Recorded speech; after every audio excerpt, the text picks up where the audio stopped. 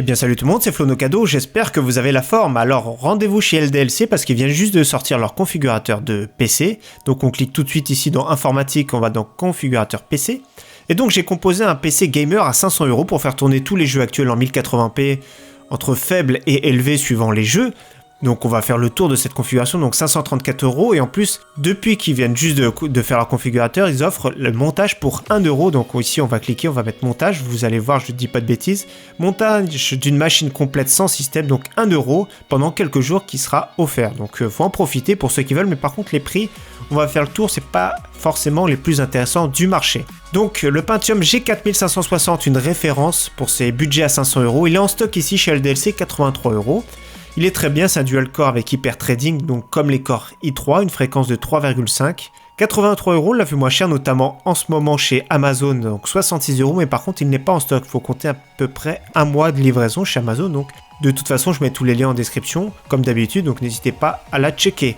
Carte mère, j'ai mis la Asus Prime 250MK. Donc c'est une carte mère sympathique qui fait le travail, 75 €. Alors quand on regarde bien cette carte mère, il y a 2 slots de RAM seulement, on peut mettre qu'une seule carte graphique. Il y a des extensions PCI 4 fois, donc il y a tout ce qu'il faut en USB.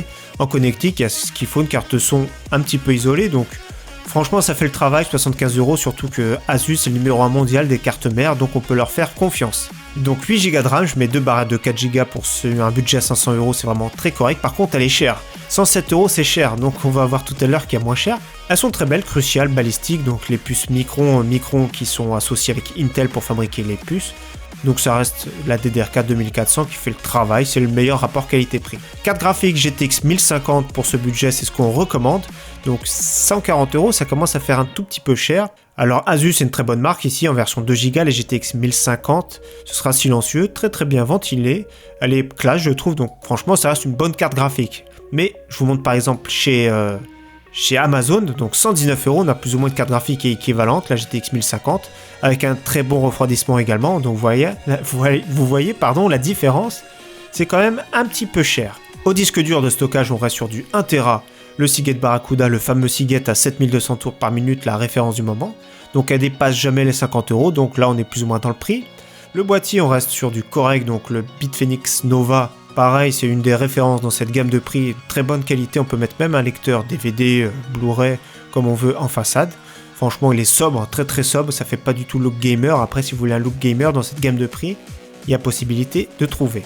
Alimentation, une assez récente 80+ de 400 watts, donc Cooler Master 400 Lite, 80+ White, qui disent White c'est pour le 80+ classique, donc moins de 40 €. Ça reste une alimentation correcte dans cette gamme de prix, n'achetez surtout pas d'alimentation no-name, prenez une alimentation de marque à tout prix avec au moins 80+. Donc c'est ce qu'on recommande. Donc le budget de cette configuration, 534 €. Voilà, franchement ça reste correct, le montage 1 € de plus, donc 535,95 €, c'est vraiment bien pour avoir un PC monté. Et il manquera plus que Windows, je vais vous montrer après comment on fait pour avoir Windows pour pas trop cher. Donc 534 €, j'ai la même config que j'ai fait chez Topachat, un petit peu moins cher, 527 €, mais en plus de ça, donc elle est un petit peu moins chère, j'ai mis le Pentium G4600, donc c'est exactement le même qui fait 0,1 GHz en plus, donc 100 MHz en plus, à 3,6, et en plus de ça, j'ai mis une carte graphique plus puissante, la GTX 1050, qu'on regarde tout de suite, la TI, en version 4 Go. Donc ça reste une config chez Topachat un tout petit peu plus puissante pour un tout petit peu moins cher, mais par contre elle n'est pas assemblée celle-ci, donc après c'est à vous de voir. Je mettrai les 2 liens en description, je mettrai aussi les liens si ça vous intéresse de chez Amazon, donc le Pentium G4560 et la GTX 1050 à bon prix. Donc pour installer Windows maintenant, sur Amazon il y a des clés à 13,90 €, je mets le lien également en description. Ça vaut vraiment le coup, j'avais fait une vidéo récemment comment installer Windows à partir d'une clé USB, et ça on pourra cliquer à la fin de cette vidéo, vous pourrez cliquer dessus dans cette vidéo. En tout cas, j'espère que cette config vous plaît. Donc un bon petit configurateur, ça change de plus en plus, tout le monde s'y met. Il y a Shop Hardware, Topachat, LDLC maintenant. Donc à vous de voir suivant les promotions, suivant ce qui vous arrange. S'il y a un LDLC pas loin de chez vous, si un site Topachat, ça vous arrange de vous faire livrer. Donc voilà, j'espère que cette vidéo vous aura plu. En tout cas, j'espère vous revoir très prochainement sur ma chaîne. Merci à tous, ciao bye.